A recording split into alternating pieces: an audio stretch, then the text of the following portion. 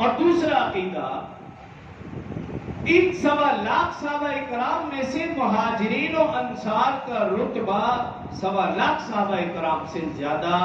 پھر ان مہاجرین و انصار میں سے حدیبیہ والے صحابہ اکرام کا رتبہ، جن کا قرآن میں بھی آیت مبارکہ پڑھی، ان کا رتبہ زیادہ، پھر ان میں سے اہل بدر 313 یا 14،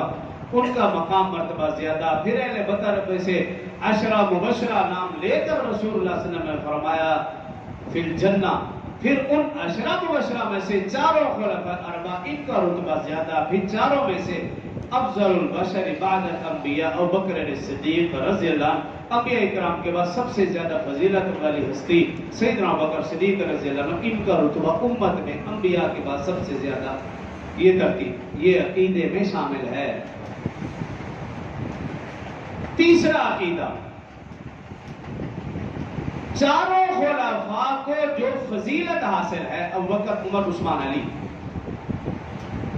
ان چاروں کی فضیلت خلافت کی وجہ سے نہیں ہے۔ اگر بالفرض یہ چاروں حضرات خلیفہ نہ بھی بنتے،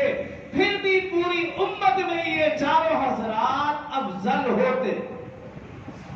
خلافت کی وجہ سے نہیں ہے۔ اگر چاروں خلیفہ نہ بھی بنتے، پھر بھی یہ چاروں پوری امت میں افضل ہے۔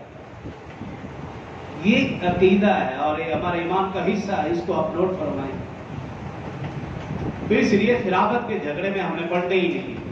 ہم نے یہ دیکھنا ہے کہ قرآن میں ان چاروں خلفاء کی ترتیب کیا اور فضیلت کیا، رسول اللہ صلی اللہ علیہ وسلم کی زبان مبارکہ سے ان چاروں کی فضیلت کیا اور کیسے بیان ہوئی ہے، اس ترتیب سے ہم ان چاروں کو افضل مانیں گے دیگر صحابہ